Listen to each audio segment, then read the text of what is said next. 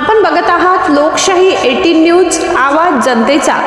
काँग्रेस अध्यक्ष के गांगुर्डे यांची लोकशाहीवर थेट लाईव्ह मुलाखत। बेरोजगारी, पेसा भरती, नागरी सुविधा यासारखे ज्वलंत प्रश्न मांडले।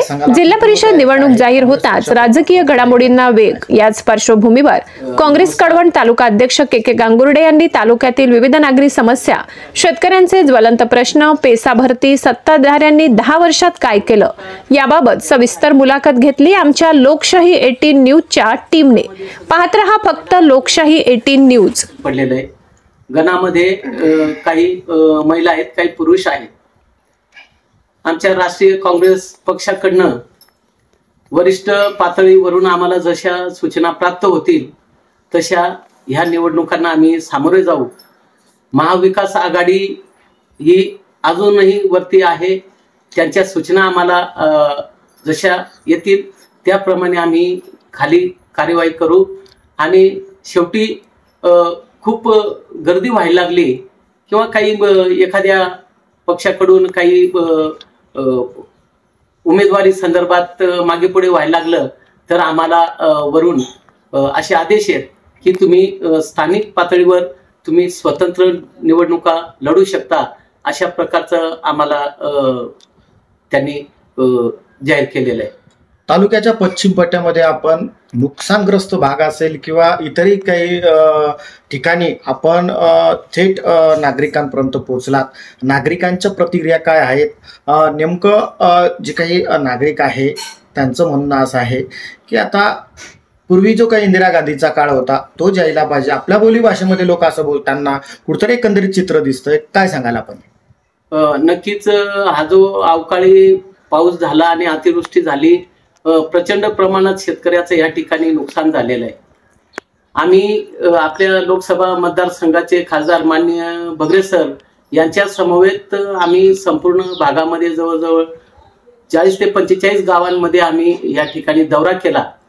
त्यामध्ये आम्हाला असं जाणवलं की जे पंचनामे व्हायला पाहिजे, सरसगट पंचनामे व्हायला पाहिजे, अशा प्रकारचं चित्र आम्हाला काही त्या ठिकाणी दिसलं नाही।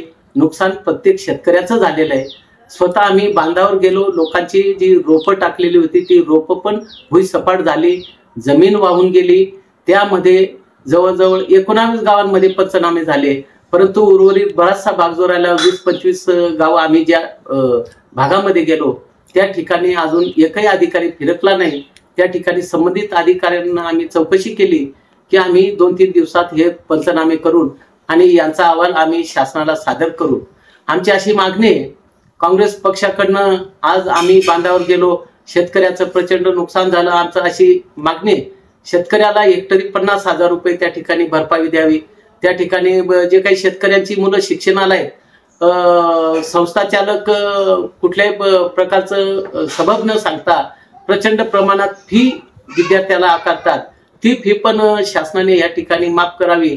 अशा बऱ्याचशा अडचणी आम्ही शेतकऱ्याच्या समजून घेतल्या आणि शासनाला सांगितलं की तात्काळ पंचनामे करून शासनाकडून जी काही भरपाई देता येईल ती शेतकऱ्याला देण्यात यावी, अशा प्रकारचं आम्ही त्या ठिकाणी शासनाला निवेदन दिलेलं आहे। एकीकडे बघता धनशक्ती विरुद्ध जनशक्ती असा सामना होणार आहे, असा लढा आपल्यामध्ये लागणार, काय म्हणतात? खरं तर या ठिकाणी निवडणुका डोळ्यासमोर ठेवून काही ठिकाणी घराणेशाहीला लोक खूप कंटाळलेले आहेत। धनशक्ती आणि जनशक्ती हा जो प्रश्न विचारला, नक्कीच या ठिकाणी आमचे उमेदवार गरीब असतील, परंतु जनतेच्या तळागाळापर्यंत पोहोचणारे आमचे उमेदवार असतील, असेच उमेदवार आम्ही त्या ठिकाणी देऊ। आणि जनतेचा कौल हा नक्कीच सध्या या राष्ट्रीय काँग्रेस पक्षाच्या बाजूने आम्हाला ज्या ज्या गावामध्ये भेटी देतो त्या त्या ठिकाणी आम्हाला दिसत आहे। आम्ही या निवडणुकीमध्ये आमचे एकदम चांगल्या विचारसरणीचे लोक घेऊन आणि जे काही मतदार आहेत त्या मतदारांपर्यंत आम्ही हे चांगले मुद्दे घेऊन आणि आम्ही मतदारांपर्यंत पोहोचणार आहे। आपण कोणत्या गटासाठी इच्छुक आहे? आम्ही तसं मी एक पक्षाच्या नात्याने, अध्यक्ष या नात्याने मला सगळ्या गटांमध्ये चाचपणी करून त्या ठिकाणी उमेदवार द्यायचे, परंतु आम्ही स्वतः पत्नीला मी आभोना गटासाठी या ठिकाणी बऱ्याचशा मतदारांचे फोन आले, सर जरी आरक्षण स्त्रीचं असेल परंतु ताई आभोना ग्रामपालिकेमध्ये सदस्य होत्या, त्यांनी बऱ्याचशा ह्या जे पेसामधले जे आंदोलन झाले याच्यामध्ये पण त्या सक्रिय होत्या आणि तुम्ही ताईची उमेदवारी द्या अशा प्रकारची मागणी पारंपरिक आपला आभोना गट हा काँग्रेसचा मानला जातो आणि काँग्रेस उमेदवार या मतदारसंघामध्ये देखील निवडून आलेले आहेत 3 वेळेस. हे तुम्ही बघता, मग तुम्ही ह्या गटासाठी उमेदवार देणार? नक्कीच. आतापर्यंतचा जो इतिहास आहे हा काँग्रेसचा बालेकिल्ला आभोना गट राहिलेला आहे. आम्ही उमेदवारांची चाचपणी करून आम्ही काँग्रेस पक्षाकडनं 4ही गटामध्ये आणि 8 गणामध्ये आम्ही प्रत्येक ठिकाणी ह्या विचारसरणीचे जे आमची पक्षाची विचारधारा आहे, हा जो पक्ष आहे हा गरिबांचा पक्ष आहे आणि गरिबांसाठी लढणारा पक्ष आहे. आज या ठिकाणी मागील निवडणुकी काळामध्ये वेगवेगळे आश्वासनं दिली पण कुठल्याही प्रकारची पूर्तता न करता त्यांनी त्या मुद्द्यावर या निवडणुका जिंकल्या. परंतु आम्ही प्रॉपर त्या मतदारांपर्यंत पोहोचून आम्ही त्यांच्या भावना जाणून आम्ही या ठिकाणी पुन्हा काँग्रेसचा उमेदवार ह्या गटामध्ये आम्ही देणार आहोत. गेल्या 30-35 वर्षामध्ये एक हाती सत्ता आहे या पक्षाची. तुम्ही मतदारसंघ फिरताना तुम्हाला काय काय समस्या जाणून आल्या आणि काय गंभीर प्रश्न समस्या आहेत ते अजून मार्गी लागले नाहीत आणि तुम्ही तुमच्या काळामध्ये हे सर्व प्रश्न मार्गी लावणार? नक्कीच. या ठिकाणी आमची एक भूमिका असेल की या 2-3 पंचवार्षिक मध्ये कुठल्याही भागामध्ये अशी ठोस कामे या ठिकाणी झालेली दिसत नाहीये. आम्ही या ठिकाणी माहिती मागवलेली आहे आणि पाहिलंय, मग आम्ही गावागावामध्ये मतदारांपर्यंत आम्ही पोहोचलो. मतदारांनी आम्हाला अगदी की आमच्यापर्यंत अजून ह्या एवढ्या 3 पंचवार्षिक मध्ये आमच्या भागामध्ये खूप समस्या अजून प्रलंबित आहेत. पाण्याचा असेल, वीज असेल, आरोग्याचा असेल, याच्या बाबतीत आम्हाला या ठिकाणी कुठल्याही प्रकारे आमच्या प्रत्यक्ष गावामध्ये कुठं जोड रस्ते असतील, शिवार पांद्या असतील, रस्ते प्रस्ताव गेले परंतु रस्ते झाले नाही, निधी आला तो कुठं गेला, असा या ठिकाणी आम्हाला बऱ्याचशा मतदारांनी असे प्रश्न विचारलेले आहेत. सध्या सत्ताधाऱ्यांकडून गाव भेटी सुरू आहेत आणि त्यामध्ये आश्वासन देत आहेत आम्ही या महिनाभरामध्ये सर्व प्रश्न मार्गी लावून देऊ. या संदर्भात आपण काय? आश्वासन देणं ही सहज मतदार हा गेल्या 8 दिवसापासून 5-6 दिवसापासून सत्ताधाऱ्यांकडनं गाव भेटी सुरू आहेत आणि गावांमध्ये त्यांच्या भेटी सुरू आहेत आणि समस्या जाणून घेतल्या जात आहेत. गेल्या 10 वर्षापासून त्यांच्याच आमदार लोकप्रतिनिधी आहेत आणि सध्या आता प्रत्येक गावामध्ये भेटी घेऊन आणि प्रश्न आणि समस्या मार्गी लावू आम्ही महिन्यामध्ये असे आश्वासन दिले जात आहेत. हे राजकारण आहे का काय? त्याबद्दल आपण काय म्हणतो? नक्कीच ही मतदारांची दिशाभूल या ठिकाणी मला तरी वाटते. कारण एवढी 10-15 वर्षापासून त्यांच्याकडे एक हाती सत्ता होती.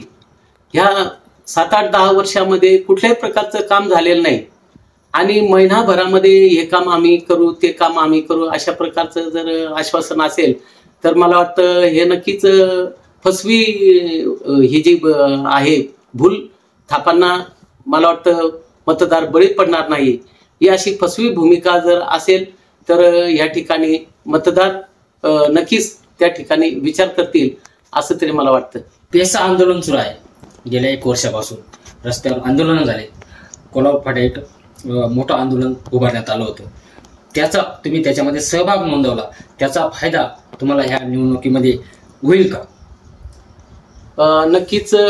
आम्ही समाजामध्ये जाऊन जे काही पेसा भरती चालू होती त्या पेसा भरतीला स्टे दिलेला होता. परंतु आम्ही ही चळवळ उभी करून आंदोलनं केली, मोर्चे केले. स्वतः मी त्या ठिकाणी लिडिंग घेऊन पूर्ण जिल्ह्यामध्ये किंवा महाराष्ट्रातले जे काही 13 आदिवासी जिल्हे आहेत या जिल्ह्यांमधून आम्ही चळवळ आणि प्रचार प्रसार करून या ठिकाणी प्रचंड मोठ्या प्रमाणात आम्ही आंदोलन केलं. कोल्हापूर फाटा या ठिकाणी सुद्धा आम्ही आंदोलन केलं. परंतु आंदोलन केल्यानंतर या ठिकाणी कोर्टामध्ये जी केस दाखल होती, ते जजमेंट दाखल होतं, त्या जजमेंटमध्ये हा पेसा भरतीचा निकाल या ठिकाणी लागलेला आहे.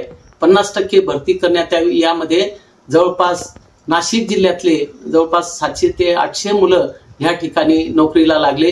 हे आमचं यश या ठिकाणी आम्हाला प्राप्त झालं। त्या ठिकाणी कोणीही लोकप्रतिनिधी किंवा जे काही स्टँडिंग लोकप्रतिनिधी होते यांनी कुठल्याही प्रकारचं सहकार्य त्या ठिकाणी केलं नाही। आम्ही रस्त्यावर उतरलो। रस्त्यावर उतरल्यानंतर आम्हाला त्या ठिकाणी आंदोलन केल्यामुळे आम्हाला पोलीस स्टेशन कडून आम्हाला नोटिसा देण्यात आल्या। परंतु आम्हाला एक असं म्हणायचंय, महाराष्ट्रामध्ये 13 जिल्ह्यांमध्ये हे झालं, परंतु कुठेही नोटीस दिली गेली नाही। ती कळवणमध्येच का? आम्ही आमच्या समाजासाठी रस्त्यावर उतरलो, आमच्या रास्त मागणीसाठी आम्ही उतरलो होतो। हे असताना देखील आम्हाला त्या ठिकाणी नोटीस देण्यात आल्या, परंतु आम्ही त्याला पण जशा तसं उत्तर या ठिकाणी आम्ही कुठल्याही प्रकारची शासनाची नासधूस नाही, कुठल्याही प्रकारचा शासकीय कामामध्ये आम्ही अडथळा आणला नाही, तरी सुद्धा नोटीस त्याला आम्ही वेळेवर योग्य उत्तर देऊ। कळवण मतदारसंघामध्ये प्रामुख्याने शेती केली जाते। मग तुम्ही शेती करणारे शेतकरी तुम्ही उमेदवार करणार का काँग्रेसकडून? याबद्दल आपलं काय मत? नक्कीच हा जो राष्ट्रीय काँग्रेस पक्ष आहे हा अगदी गरीब आणि तळागाळातल्या लोकांचा विचार करणारा पक्ष आहे। हा कुठल्याही एखाद्या माणसावर त्याच्यावर तो अन्याय करेल अशा प्रकारचा पक्ष नाही। हे चांगले विचारसरणीचे लोक त्या ठिकाणी आहेत। नक्कीच आम्हाला शेतकरी जरी असेल किंवा एखादा सुशिक्षित बेरोजगार असेल किंवा एखादा नोकरदार मधून कोण त्याच्या घरातला एखादा व्यक्ती असेल, त्याचं काम चांगलं असेल, तो समाजापर्यंत पोहोचला असेल, आमच्या पक्षाची ध्येय धोरणं त्यांनी तिथपर्यंत पोहोचवले असतील, तर आम्ही त्यांना सुद्धा या ठिकाणी प्राधान्य देऊ। आम्ही कुठल्याही प्रकारचं याच्यामध्ये या निवडणुकीमध्ये कुठल्याही प्रकारचा अन्याय आम्ही कोणावर बी होऊ देणार नाही। कारण शेतकरी बांधव जो आहे तो शेतकरी बांधव त्याच्या व्यथाच या ठिकाणी मांडत असतो। शेतकऱ्याचं आज बघितलं आपण तर शेतकऱ्याचं या ठिकाणी कंबरडं मोडलेलं आहे। शेतकरी हवालदिल झालेला आहे। कुठल्याही पिकाला हमी भाव नाही। कांदा बघितला आपण तर अगदी नक्कीच त्याच्या डोळ्यातून आज पण अश्रू वाहत आहेत। आज शेतामध्ये सोयाबीन असेल, मका असेल, आपली कांद्याची रोपं असतील, ही भात शेती असेल, हे कुठल्याही प्रकारचं चांगलं उत्पन्न या ठिकाणी नाही। आणि शेतकरी जो त्याची व्यथा मांडतो, आम्ही त्याची व्यथा शासनापर्यंत आम्ही पोहोचवली आणि ह्या निवडणुकीमध्ये शेतकरी वर्गाला सुद्धा आम्ही सोबत घेऊन ही निवडणूक आम्ही डोळ्यासमोर ठेवून आम्ही लढणार आहोत। लोकसभेमध्ये कांदा बागायतदारांनी मोठा फटका जो काय तो सत्ताधारी पक्षाला दिला होता, तोच पॅटर्न स्थानिक स्वराज्य संस्थेमध्ये राबणार का? नक्कीच या ठिकाणी आम्ही शेतकऱ्यांपर्यंत ज्या वेळेला पोहोचलो त्यावेळेला शेतकऱ्यांनी आम्हाला सांगितलं, शेतकरी असेल, सुशिक्षित बेरोजगार असेल, सगळ्यांनी आम्हाला सांगितलं की आम्ही आमच्यावर जो काही अन्याय झालेला आहे किंवा ह्या शासनाने आम्हाला जी काही आश्वासनं दिली आहेत ती कुठल्याही प्रकारची पूर्तता या ठिकाणी झाली नाही। आणि म्हणून शेतकरी आता प्रचंड प्रमाणात शेतकरी असेल, सुशिक्षित बेरोजगार असेल, नोकरदार असतील, खाजगीकरण झालं, कंत्राटीकरण झालं, सगळी जनता या ठिकाणी या शासनाला कंटाळलेली आहे। आणि नक्कीच या ठिकाणी ते आमचे महाविकास आघाडी असेल किंवा आमचे राष्ट्रीय काँग्रेस पक्षाकडे इच्छुकांची या ठिकाणी गर्दी वाढलेली आहे। आणि नक्कीच ही चळवळ जी आहे, हा जो या शासनाकडे बघण्याचा जो रोष आहे तो नक्कीच या निवडणुकीमध्ये आमचा मतदार राजा दाखवून देईल असं मला वाटतं। या ठिकाणी माझ्या तमाम नागरिकांना, माझे बहिणी असतील, भाऊ असतील, सगळे बंधू भगिनींना मी ही दीपावली सगळ्यांना आनंदात, सुखात, समृद्धीची भरभराटी जावो अशी मी अध्यक्ष या नात्याने आणि आमच्या राष्ट्रीय काँग्रेस पक्षाच्या वतीने मी सर्व जनतेला या ठिकाणी शुभेच्छा व्यक्त करतो। थांबतो। जय हिंद, जय महाराष्ट्र।